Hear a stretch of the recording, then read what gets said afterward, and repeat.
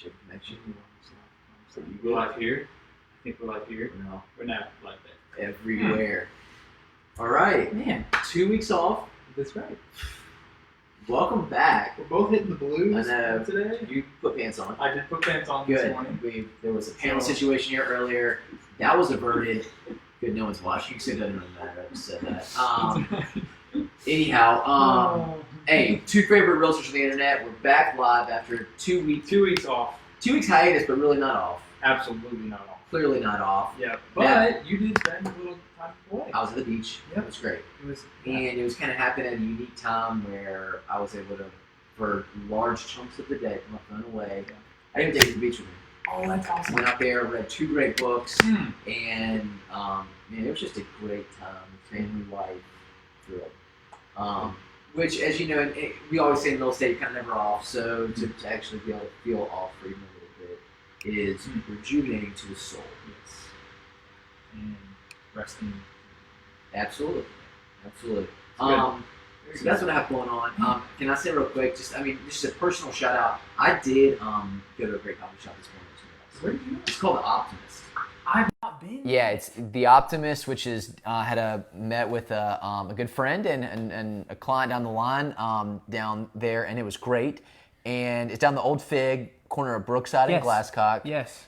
It got a great out back seating situation. Cool. And they serve black and white coffee. Awesome. Formerly known as Back Alley Roasters out of Wake Forest. One of my favorite roasters. We'll be honest and say, did not get coffee because, was it solo before that? Oh, that's right. So this is actually an English breakfast tea. Didn't have Earl Grey, else I would have gotten that. Yep. But great service and great place to sit and close by to downtown and subsequently to where Bryant and I both reside that's at right. the present. Man.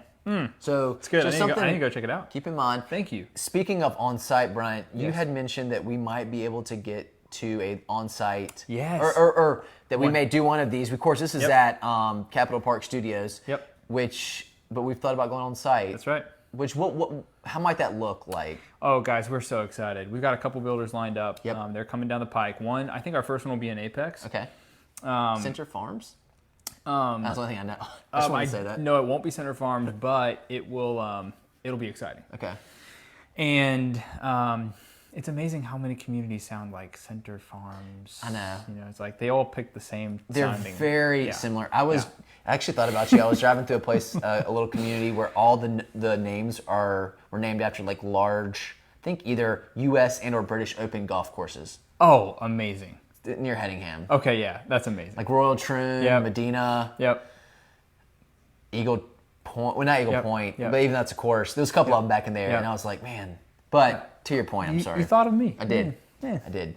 Yeah, no, so we're excited to jump into some new communities, come to you live. A lot of the data itself, a lot of the content itself will be the same. Yeah. However, just with that extra flair of, hey, come be with us in this model home, see what this model home, this builder has to bring.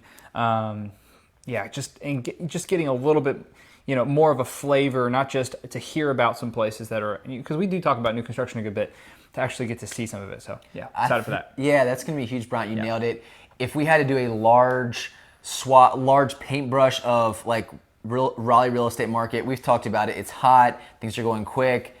But there are a lot of new communities coming up, new subdivisions. So I think that's if you were driving around Raleigh, not even around Raleigh, Triangle, Roseville, Clayton, Apex. Yep. Fuquay Varina, absolutely. North Raleigh in particular. Even going, Atlantic and Litchford going out that direction. Yep. You're seeing just new construction after new construction, or large swaths of land being cleared for new construction. Yeah, preparing the way. So it's our desire, and Bryant nailed it, is to help people be like, hey, we want you to know what's coming down the pike in terms of here's new community, here's approximate price points. Yep. Or would you want to be in new construction in some very some great areas? Yeah, that's right. we got someone else that wants to get a hold of you other than these great folks. Yeah, that's an important call, but he's going to have to wait. I'm sorry, Dylan. I will get to you in 1 second if you're watching. Right. But no, I think that's great. So I'll just connect two Please. really interesting dichotomies that are happening right there. So new construction is booming. We got a lot. I mean, every single day we're getting news of a new development coming, a new investor buying up land, a new developer building 300 plus homes in such and such city. Like, we're getting this news on the daily. New construction is getting more expensive. Yeah. I mean, it's getting so high, and I'm not talking necessarily as a home purchaser. I'm talking about from the builder's perspective. The land's getting expensive. Okay. The concrete's expensive. The lumber's going up. So who do they pass the cost to? The buyer. Yeah. 100%. So we're all feeling it. Let me just say though, that should be a huge beacon, like a shining bright light on the hill.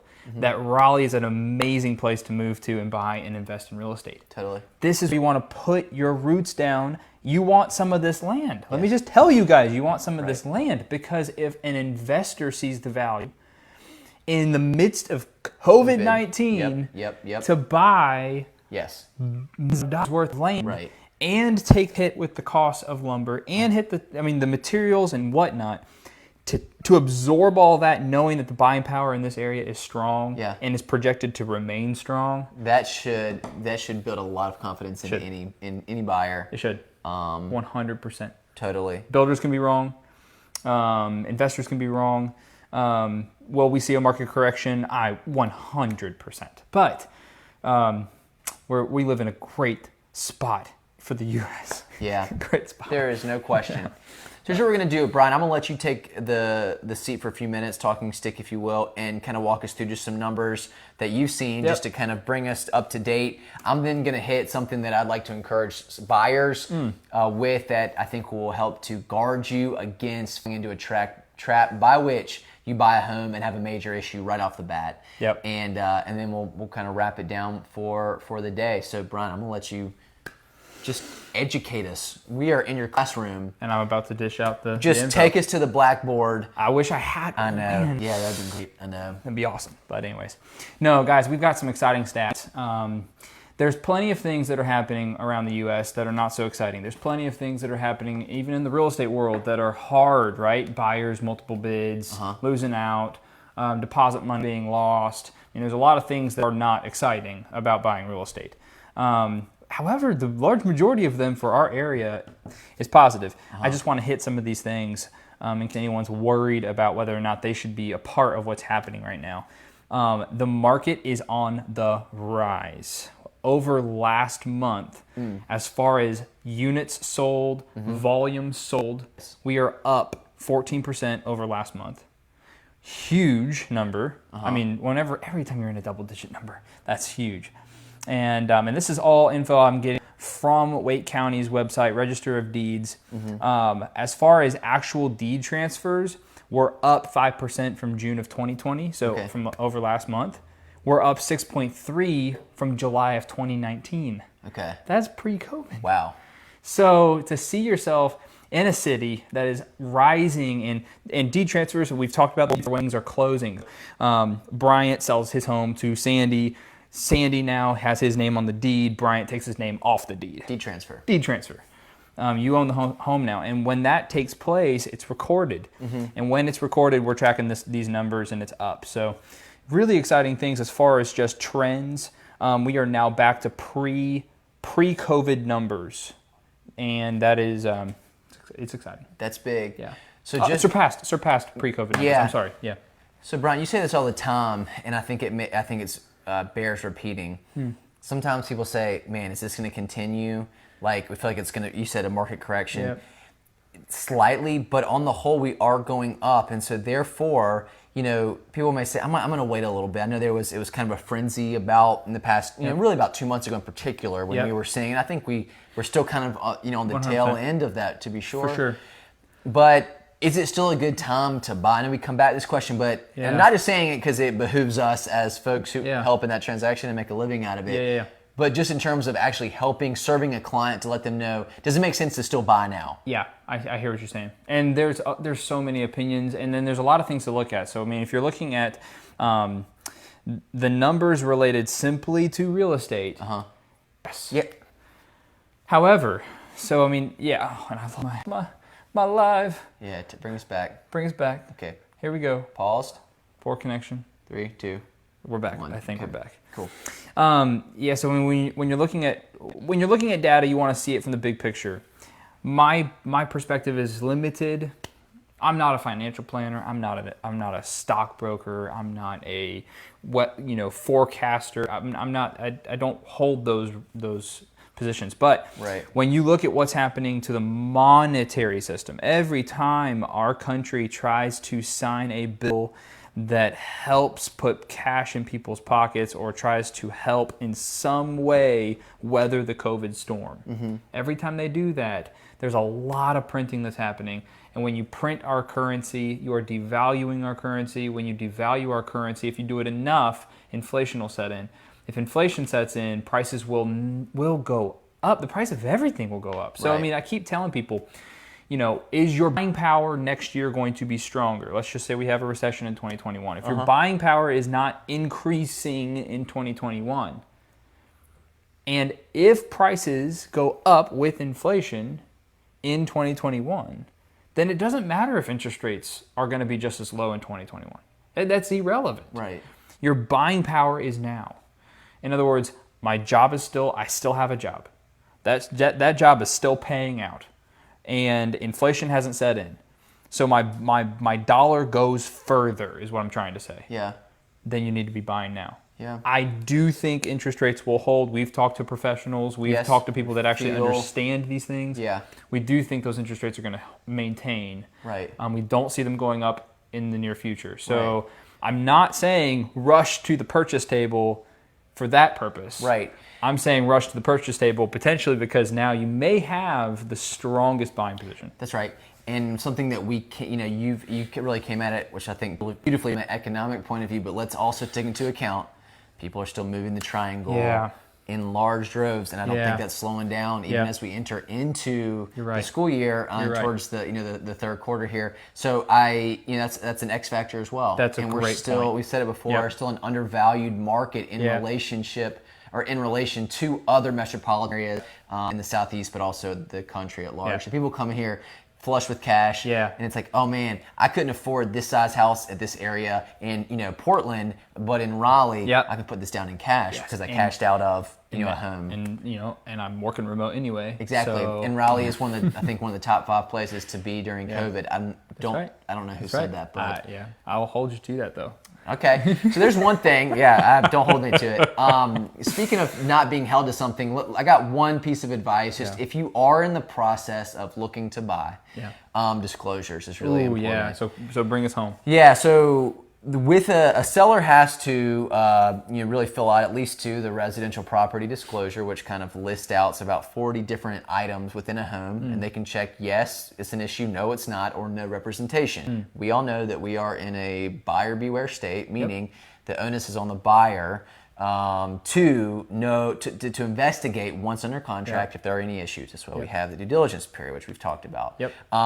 The seller can choose to say no representation Yep. with the mineral oil and gas as well as the Yeah. residential property disclosure. That's Right. their right. Yep. However, so sometimes you look at these disclosures as a buyer and you're like, well, this is 0% helpful. Let me ask, as you look through that through the lens of criticality, I would challenge and ask you if there's something that you want to find out more. Ask your agent to ask their agent. By the state of North Carolina, the agents are held to a higher standard of things they should know or ought to have known, or should know by material fact. Yep. And so they can then ask the other agent, who may know while their seller, while the seller's agent, or rather the seller has not disclosed, the seller's agent must tell your buyer's agent or the person representing you in the transaction what might be going on. So I think my one challenge is, would you just, if there's something that you want to know regarding, let's just say, has there been a leak in the roof? Has there been a foundational issue? Has there been a leak in the past year? Yes. Get your agent to ask their agent, because they will, by law, have to share if they know or should have known of a potential issue. Yep. So don't let a piece of paper with yes, no, and representation be the end of your investigation. Bingo. Even pre-offer. Yes. That would be my one thing, and I think we're Yeah. all learning the Yes. values and issues along with that. I think if 100%. I can say that. Absolutely. Does that make sense? I was no, you just, did a we great don't know, job. just talked for a little you bit did for an a while. You did an amazing job, and and also, I mean, take that document, that property disclosure, as purely the seller's window into their knowledge. Yeah. It doesn't have to be accurate. And therein lies a really tricky thing within Right. our world. I mean, the property is a relatively new document for North Carolina. Yes. It's relatively new, but it doesn't have to be necessarily accurate. It is depicting the seller's knowledge.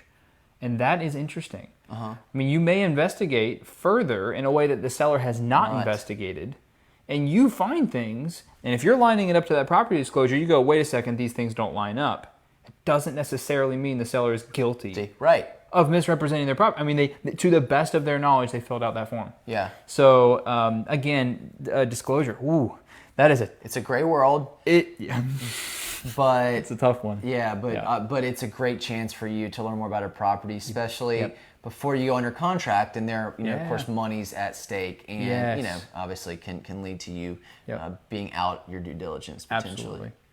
So it's a little tip of the day. Gosh, guys, take that one home with you. But us here, we are eternal optimists. So that said, I think that's all we got for today. Man. Brian's going to say hello and goodbye to his people. Gosh, but because my phone just thanks will not for joining stay. us. We hope that we provided some value, maybe a laugh, or Yeah. laughing at us either way. That's right. We are your two favorite realtors on the internet. On the internet.